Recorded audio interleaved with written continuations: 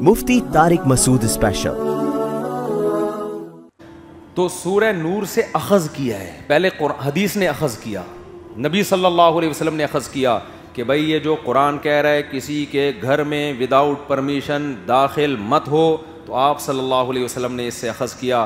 انما جعل الاستئذان لاجل البصر، اللہ نے داخلے سے منع اس لیے کیا ہے تاکہ کسی کے گھر میں نظر نہ پڑے۔ تو اصل چیز نظر سے روکنا ہے، داخلے سے روکنا نہیں ہے، کیونکہ داخل ہوتے ہی نظر پڑ جاتی ہے، اس لیے منع کیا جا رہا ہے۔ اب جو آپ چھت پہ چڑھ کے کبوتر بازی کر رہے ہو اور انٹیوں کو جھانک رہے ہو، اور آپ کا قرآن میں داخلے کا ہے، تو چھت پہ چڑھنے سے تو منع نہیں کیا، ہر آدمی آزاد ہے، اپنی چھت پہ چڑھ سکتا ہے، میرے باپ کی چھت ہے یہ۔ ہم جب چھوٹے بچے تھے کسی کے پیسے گرتے نا، ہم زمین سے اٹھا لیتے، وہ کہتے ہیں میرے پیسے ہیں، تو ہم کہتے ہیں اللہ کی زمین سے ملے بھائی، ہمیں تمہاری پینٹ سے نہیں ملے، اللہ کی زمین۔ ایسی لڑائیاں ہوتی تھی نا بھائی، اللہ کی زمین سے ملا ہے، بڑے بڑے پھڈے ہوتے تھے ہمارے چوتھی پانچویں کلاس میں اسی پر۔ ابے میرے ابا نے مجھے دیے ہیں پیسے، میری ماں نے چلتے ہوئے دیے ہیں، میں چھولے چاٹ کھاؤں گا، وہ کہہ رہے ہیں ہمیں تو اللہ کی زمین سے ملے ہیں، تو اس پہ لڑائی۔ تو یہ بالکل ایسے ہی ہو گیا، ہم تو اپنی چھت پہ کھڑے ہیں بھائی، ہماری آنکھیں ہیں، میرا جسم میری مرضی، میری آنکھیں میری مرضی، یہ جو فضول نعرے چل رہے ہیں۔ تو قرآن نے کیا کہا، نبی نے اس کو ڈیفائن کیا، انما جعل الاستئذان لاجل البصر، اور حدیث میں آتا ہے جس نے کسی گھر میں جھانک لیا تحقیق داخل ہو گیا۔ اب وہ یہ نہیں کہہ سکتا کہ میں گیا نہیں ہوں، آپ چلے گئے۔ پھر آپ اس سے خود بھی اجتہاد کر کے اخذ کر سکتے ہو بہت سی چیزیں، کہ بھائی کوئی بھی ایسا طریقہ اختیار کرنا جس سے آپ کسی کی پرائیویسی میں اس کی اجازت کے بغیر دخل اندازی کرو، یہ ویسے تو اس پہ الگ سے آیتیں بھی ہیں، لیکن اگر نہ بھی ہوتی تو اس آیت کی روشنی میں بھی یہ عمل حرام ہو جاتا۔ آج دینداروں میں یہ مرض ہے یا نہیں؟ آپ کسی کو موبائل پکڑا دو، وہ چیک کرنے لگے گا گیلری میں جا کے۔ بھائی آپ کسی کے موبائل کی گیلری کیوں چیک کر رہے ہو؟ ہے بھائی، ہو سکتا ہے اس نے اپنی بیوی کی تصویر رکھی ہوئی ہو، بچی کی، جوان بیٹی کی تصویر ڈالی ہوئی ہو۔ کسی نے انڈیا سے خاتون نے مجھے فون کیا، میرے ابا کا موبائل کسی نے دیکھ لیا، میری تصویر دیکھ لی، پتہ چل گیا یہ فلاں کی بیٹی ہے، تو اب وہ لٹو ہو گیا۔ اب وہ باتوں میں گھما کے نا رشتے کی بات چلا رہا ہے، ابا کو پتہ ہی نہیں چل رہا یہ ہو کیا رہا ہے، بڑے مسائل ہوئے، بڑے پھڈے ہوئے، پھر وہ ایک لمبی کہانی ہے۔ تو یہ چیز فتنوں کا ذریعہ بنتی ہے، بدگمانیاں بھی ہو سکتی ہیں اس سے۔ آپ سمجھ رہے ہو پتہ نہیں ایک لڑکیوں کی تصویریں موبائل میں رکھی ہوئی، حالانکہ وہ ہو سکتا ہے اس کے محرم ہو۔ تو بدگمانیوں کے تمام دروازے اسلام نے کیا کر دیے؟ بند۔ اپنے گریبان میں جھانکو بھائی، دوسرے کی پرائیویسی میں گھسنے کی کوشش مت کرو۔ نبی نے فرمایا جب دو آدمی آپس میں کان لگا کے بات کر رہے ہوں، ایک دوسرے کے کان میں بات کر رہے ہوں، تیسرا ان کی پرمیشن کے بغیر اگر چپکے سے سنے گا، آپ نے فرمایا اس کے کان میں اللہ پگھلا ہوا سیسا ڈالیں گے۔ وہ اپنی پرائیویٹ مجلس کر رہے ہیں، کوئی خفیہ بات کر رہے ہیں، آپ کیوں گھس رہے ہیں ان کے بیچ میں؟ ہم نے علماء کے واقعات سنے ہیں کہ سو رہے نہیں، لیٹے ہوئے ہوتے تھے آنکھ بند کر کے، کوئی آیا اور بات چیت شروع کی، وہ آنکھ کھول کے بتا دیتے تھے بھائی میں سو نہیں رہا ہوں، میں جاگ رہا ہوں۔ ایسا نہ کوئی ایسی بات شروع کر دو جو مجھ سے چھپانا چاہتے ہو۔ اور ہمارے یہاں کیا ہوتا ہے، گھنا بن کے خراٹے لینا شروع کر دے گا، یار پتہ چلے ان کی باتیں ہیں کیا، آپس میں ان کی باتیں ہیں کیا۔ البتہ جہاں کوئی خطرہ ہو، واقعی خطرہ ہو، پھر احتیاط کے لیے، جیسے ابراہیم علیہ السلام کے گھر میں جب فرشتے انسانی شکل میں آئے نا، انسانی شکل میں آئے، اجنبی تھے، بچھڑے کی طرف ہاتھ بھی نہیں بڑھایا، تو ابراہیم علیہ السلام کو خوف ہوا کہ کوئی دشمن نہ ہو۔ تو قرآن میں آتا ہے ابراہیم علیہ السلام کی زوجہ دروازے پہ کھڑے ہو کر بات سن رہی تھی۔ وہ کیوں سن رہی تھی؟ بھائی کوئی دشمن تو نہیں ہے، کہیں ایسا نہ ہو میرے شوہر کو نقصان پہنچا دیں یہ۔ یہاں کوئی ایسا جان کا خطرہ، مال کا خطرہ ہو، وہاں تو مجبوری ہے، لیکن نارملی اس کی اجازت نہیں۔ تو یہ مسئلہ ہوا۔ دوسرا اخلاقی جرم جو قرآن بیان کرتا ہے، یغضوا من ابصارہم، سورہ نور میں، اے ایمان والو اپنی نظروں کو جھکاؤ۔ انٹرنیٹ پر بیہودہ فحش فلمیں دیکھنا، یہ نوجوانوں میں بڑی بیماری آ گئی۔ بعض لوگ کیا کرتے ہیں، اس کو تو لوگ گناہ سمجھتے ہیں، آپ گاڑی میں کسی کو لے کے جائیں، کسی خاتون کو، اپنی بیٹی کو بٹھا لیں ساتھ، وہ شیشہ اس پہ فٹ کر دے گا، جو گلاس ہے نا، ڈرائیور کیا کرے گا، اوبر اور کریم والے جو میرا بیان نہیں سن رہے، وہ کس پہ فٹ کر دیں گے؟ وہاں فٹ کر دیں گے۔ یہ خیانت ہے یا نہیں ہے؟ ہم نے ایسے خاندانی لوگ بھی دیکھے ہیں کہ آپ مستورات کے ساتھ سفر کریں وہ اس گلاس کو اوپر کر دیتے ہیں تاکہ نظر ہی نہ پڑے پیچھے. انسان کی آنکھوں کا 2 منٹ میں پتہ چل جاتا ہے کہ شریف آدمی ہے یا 2 نمبر آدمی ہے. تو کبھی بھی کسی کی بہو بیٹی پہ نظر ڈالنا, جھانکنے تانکنے کی کوشش کرنا. موسیٰ علیہ السلام کا واقعہ ہمارے سامنے ہے.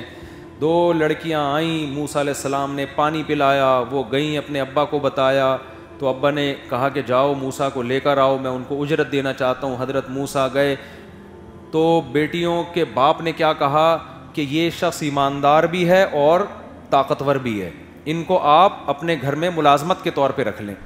تو ایمانداری کا اندازہ کیسے لگا لیا اتنی دیر میں انہوں نے؟ نہیں آ رہی میرا خیال ہے بات. 2 منٹ میں اندازہ لگا لیا کہ یہ کیا ہیں, یہ پرہیزگار ہیں. ظاہر ہے آنکھوں سے اندازہ لگایا کہ ہم دونوں بہنیں جوان ہیں, لیکن اس نوجوان نے ایک دفعہ بھی ہماری طرف نظر اٹھا کے نہیں دیکھا. یہاں میں ایک درمیان میں چھوٹی سی بات کر دوں, اس کا یہ مطلب ہرگز نہ سمجھیں کہ اگر کسی نے کسی خاتون کی طرف نظر اٹھا کے دیکھ لی تو یہ یقیناً 2 نمبر ہی ہے. یہ ضروری نہیں ہے, بعض دفعہ کسی عذر سے دیکھنا پڑتا ہے, سمجھتے ہو؟ عذر سے دیکھنا الگ چیز ہے. مثال کے طور پر آپ سے کوئی خاتون ملنے کے لیے آئی, آپ کو خطرہ ہے, کوئی جاسوس تو نہیں ہے, کوئی خاص طور پر مشہور لوگوں کے ساتھ ایسا ہو سکتا ہے. ایسا تو نہیں ہے کہ آپ ہی کے گھر سے کوئی آ گیا ہو کہ میں اپنے شوہر سے بہت بیزار ہوں, آپ ہی کی بیوی آئی ہوئی ہو, میں اپنے شوہر سے بہت بیزار ہوں, اور آپ اسی کو مشورہ دے رہے ہو کہ اس کے فوراً طلاق لے لو اس سے. بعد میں دیکھا تو آپ کی وائف ہے وہ. جج کے لیے لازم ہے کہ جب گواہی کوئی عورت دے گی تو وہ اس کے چہرے کی طرف دیکھے گا. تو مجبوری, ضرورت, سیکیورٹی میں دیکھنا پڑتا ہے بعض دفعہ, تو وہ الگ احکام ہے. لیکن جہاں ضرورت نہیں ہے وہاں کیوں کسی کی انٹی کو جھانک کے دیکھ رہے ہو بھائی, کسی لڑکی کو جھانک کے کیوں, کیا ضرورت ہے تمہیں؟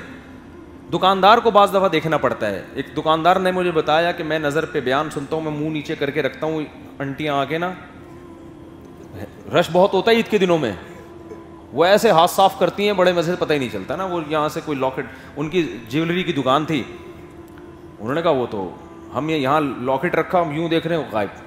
اب پتہ ہی نہیں کون سی انٹی لے کے گئی ہے, ساری برقعے میں ایک ہی جیسی انٹیاں, اور یہ نظر کی وجہ سے نیچے دیکھ رہے ہیں مسلسل.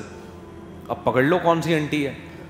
تو میں نے کہا بھائی ایسی صورت میں تو آپ دیکھ سکتے ہو اس کو. اب یہ نہیں کہ انٹی سے کہیں کہ نقاب ہٹائیں, یہ تو جائز نہیں ہے. جو پہلے سے جس کا نقاب ہٹا ہوا ہے تو ایسی ضرورت میں اس کو, تو ضرورت کے حکام الگ ہیں, لیکن نارملی نظر جھکی ہوئی ہونی چاہیے, اٹھی ہوئی نظر اللہ کو پسند نہیں ہے. تو بچیوں نے 2 منٹ میں اندازہ لگا لیا کہ یہ پرہیزگار ہیں, صحت مند بھی ہیں. تو ابا نے فوراً کہہ دیا کہ بھائی اگر یہ صحت مند بھی ہیں, پرہیزگار بھی ہیں, تو ملازم نہیں رکھوں گا, داماد بناؤں گا ان کو, کیونکہ داماد اس سے بہتر ہو نہیں سکتا جو صحت مند بھی ہو اور پرہیزگار بھی. انہوں نے یہ نہیں دیکھا کماتے کتنے ہیں. یہ آج ہم دیکھتے ہیں کہ کمانا ہونا چاہیے, شرافت ہے یا نہیں ہے اس کی کوئی ویلیو نہیں ہے, اور بغیر شرافت کے جب پیسہ آئے گا نا تو شر اور آفت لے کے آئے گا وہ, سمجھتے ہو؟ خیر, تو دوسرا حکم اللہ نے بیان کیا, نظروں کی حفاظت کرو. مردوں کو بھی حکم دیا, عورتوں کو بھی. اگر کسی خاتون کو کسی کا بیان سننے میں, کسی کی کو دیکھنے میں تلذذ حاصل ہو رہا ہے, اس کی طرف طبیعت, عشق معاشقہ ٹائپ کی چیزیں پیدا ہو رہی ہیں, اس کے لیے اس مولانا کو دیکھنا جائز نہیں. ایکٹروں کو بھی, وہ تو ویسے ہی, وہ تو فلمیں دیکھنا تو کہاں سے جائز ہو گیا, تو اس مولانا کو بھی دیکھنا جائز نہیں. بعض دفعہ دین کا لیبل لگا ہوتا ہے کہ ہم تو جی بیان سن رہے ہیں حضرت جی کا, وہ حضرت جی آپ کو پسند اتنے آ گئے, دل میں بس گئے, اب وہ حضرت جی کا مسئلہ پیچھے رہ گیا, اور وہ الگ سی فیلنگس ہی شروع ہو گئیں.